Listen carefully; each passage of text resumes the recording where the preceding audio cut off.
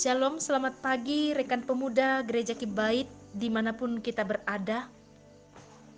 Berjumpa kembali di dalam renungan Drafar PKM Kibait di bulan September tahun 2023. Doa dan harapan saya kita semua rekan-rekan pemuda dalam keadaan baik, sehat, dan penuh sukacita.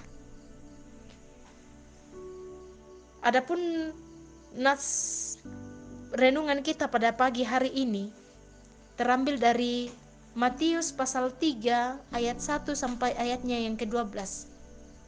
Matius pasal 3 ayat 1 sampai ayatnya yang ke-12. Namun saya hanya membacakan di dalam ayatnya yang ketiga.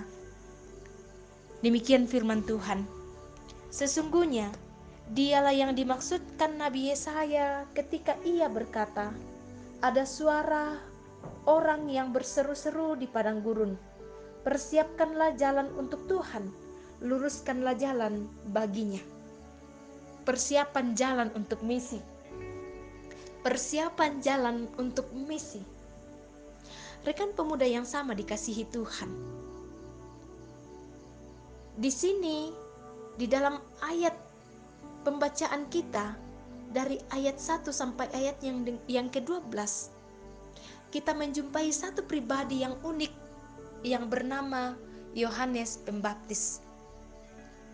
Di mana ayat-ayat ini kita melihat bagaimana Yohanes tiba-tiba tampil di padang gurun Yudea, tempat di mana ia dibesarkan.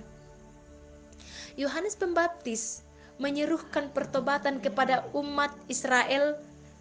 Lokasi ini memang sebuah lokasi yang dikelilingi oleh bukit-bukit batu yang terjal yang terletak di sebelah timur Laut Mati dan lembah-lembah yang dalam di dekat Sungai Yordan tempat di sebelah utara.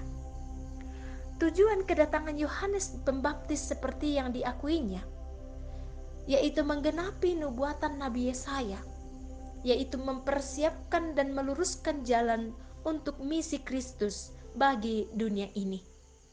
Rekan pemuda yang sama dikasihi Tuhan. Tugas Yohanes Pembaptis di sini adalah mempersiapkan hati umat Israel agar layak menyambut kedatangan Mesias.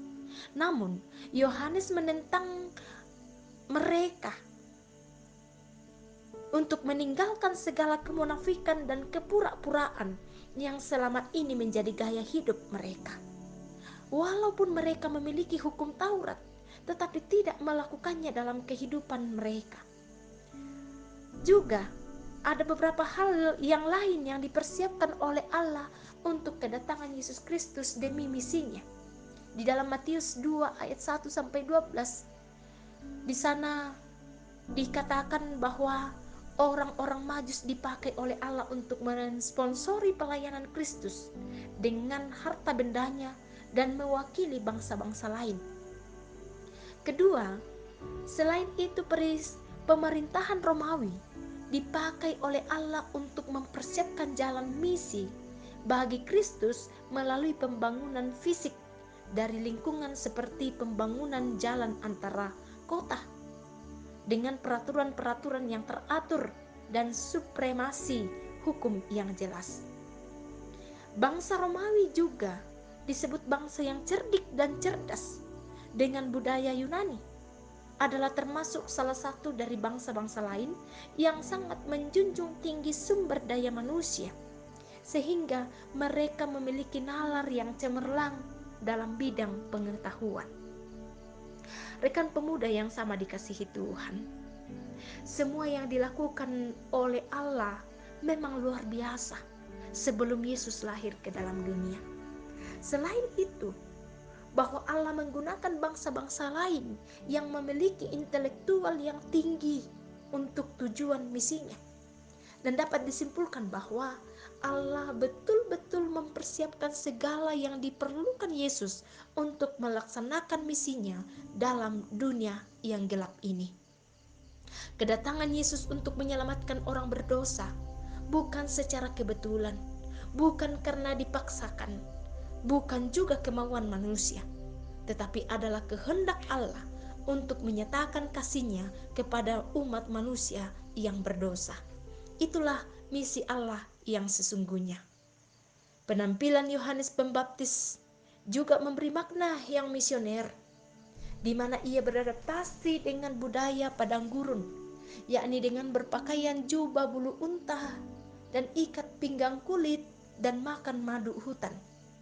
Di sini Yohanes telah mulai meluruskan pengertian bagi umat Israel bahwa mereka adalah bagian dari segala bangsa, bukan bangsa yang eksklusif, yakni bangsa yang akan memiliki nasib yang sama dengan bangsa-bangsa lain untuk menerima penghakiman apabila tidak bertobat. Persiapan yang dituntut oleh Yohanes Pembaptis adalah persiapan rohani yang mengecam orang Farisi dan Saduki yang masih bersandar pada persiapan secara lahiriah dan bukan batiniah. 4 analogi yang digunakan oleh Yohanes untuk mengecam ahli-ahli Taurat dan sekaligus ia berbicara kepada bangsa-bangsa lain. Yang pertama, analogi yang digunakan oleh Yohanes Pembaptis ialah ular beludak. Ular beludak adalah binatang padang gurun yang kelihatannya tidak ganas, kecil tetapi sangat berbisa. Ia adalah lambang dari bangsa kafir yang liar dan tidak mengenal Allah. Yohanes menggunakan analogi ini untuk mengecam kehidupan ahli-ahli Taurat dan orang Farisi yang munafik. Dalam hal ini, Yohanes sekaligus berbicara kepada bangsa-bangsa kafir mengenai pertobatan dan meminta mereka agar tidak hidup kepura-puraan, melainkan sungguh-sungguh menunjukkan pertobatan melalui kata dan perbuatan yang konkret. Karena di dalam kerajaan Allah tidak ada tempat bagi kepura-puraan.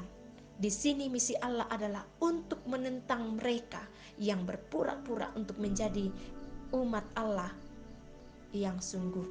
Yang kedua, Yohanes menggunakan hidup umat Allah sebagai sebatang pohon yang dituntut untuk memberi buah-buah kebenaran sesuai dengan pengenalan mereka kepada Allah.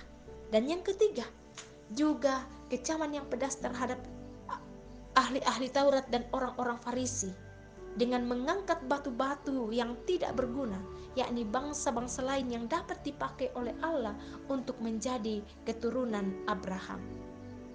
Jika mereka berlaku munafik dan tidak mau bertobat, maka dapat memakai bangsa-bangsa lain untuk menjadi contoh perubahan pertobatan.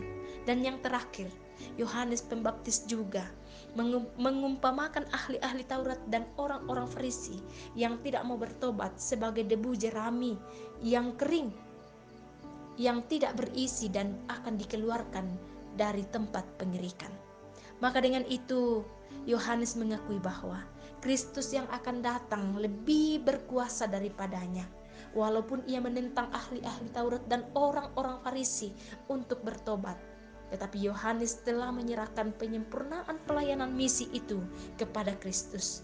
Ia mentransfer jubah kenabian kepada Kristus yang akan membaptis dengan Roh Kudus dengan api. Nah, saudara yang kekasih di dalam Tuhan, setelah kita menyimak apa yang dilakukan oleh Yohanes Pembaptis untuk mempersiapkan jalan untuk Tuhan, maka kita dapat memetik pelajaran rohani dari apa yang dilakukannya. Kita juga diutus oleh Tuhan untuk melanjutkan misi Allah seperti keteladanan Yohanes Pembaptis. Maka marilah kita mempersiapkan jalan untuk misi Yesus dengan cara yang pertama, kita harus menguduskan diri kita. Jangan kita hidup seperti orang kafir yang disebut Yohanes Pembaptis sebagai ular beludak yang berbisa, pohon yang tidak berbuah, hidup yang tidak jujur, sombong, munafik, dan membuat jurang pemisah berdasarkan sosial ekonomi. Melainkan kita harus hidup jujur, tidak munafik, tidak berkompromi, tulus dan menghasilkan buah sesuai dengan pengakuan iman kita kepada Yesus. Yang kedua, kita juga harus mempersiapkan jalan misi untuk Tuhan dengan mendukung pelayanan misi yang ada, seperti yang dilakukan oleh orang Majus dan juga kontribusi seperti yang diberikan oleh pemerintahan Romawi dalam bidang transformasi. Dan yang ketiga, bahwa mari kita libatkan diri dalam membawa mandat budaya dan mandat penebusan bagi sesama kita. Di sini kita membawa kontribusi dalam kehidupan sosial dan politik, dalam kehidupan masyarakat yang sedang mengalami krisis, sehingga dapat terjadi transformasi sosial secara merata. Kita berdoa, terima kasih Bapa atas waktu yang Tuhan izinkan bagi kami. Kembali kami diingatkan melalui perenungan pada pagi hari ini, bagaimana kami menjadi anak-anak muda-mudi, yaitu dapat mempersiapkan jalan untuk misi, sehingga misi Allah yang Tuhan telah percayakan bagi kami itu akan semakin berkembang dan semakin banyak jiwa-jiwa datang kepada Tuhan. Demi nama Tuhan Yesus kami berdoa. Amin.